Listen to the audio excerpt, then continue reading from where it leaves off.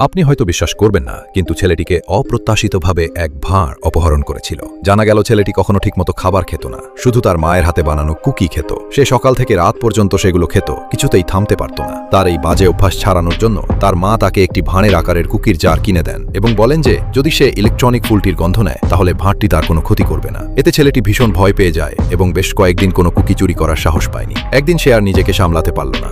তার মা যখন বাজার করতে বাইরে গিয়েছিলেন, ছেলেটি সাহস সঞ্চয় করে ভাঁড়টির কাছে গেল, সাবধানে তার ঢাকনা খুলল এবং আগ্রহ করে খেতে শুরু করল। ভাঁড়টি কোনো প্রতিক্রিয়া না দেখানোয় ছেলেটির আর ভয় রইল না। তারপর থেকে সে আর থামতে পারল না, দ্রুত কুকির জারটি খালি করে ফেলল। সেই রাতে টেলিভিশনের শব্দে তার ঘুম ভেঙে গেল। ভালো করে তাকিয়ে সে হতবাক হয়ে গেল। পর্দায় ভাঁড়টি। ভয়ে ছেলেটি ভাবল সে কি কোনো অশুভ শক্তির মুখোমুখি হয়েছে। বিন্দুমাত্র দ্বিধা না করে সে তার মায়ের ঘরে ছুটে গেল। যদিও সে কাউকে দেখতে পেল না, কিন্তু একটি নীল চাদর দেখতে পেল। সে সাহস সঞ্চয় করে এগিয়ে গেল। মা চাদরটা তুলতেই সঙ্গে সঙ্গে ভয়ে শিউরে উঠে কুকুরের মতো ঘেউ ঘেউ করতে লাগলেন। ভাগ্যক্রমে তার মা তাকে জাগিয়ে দিয়ে তার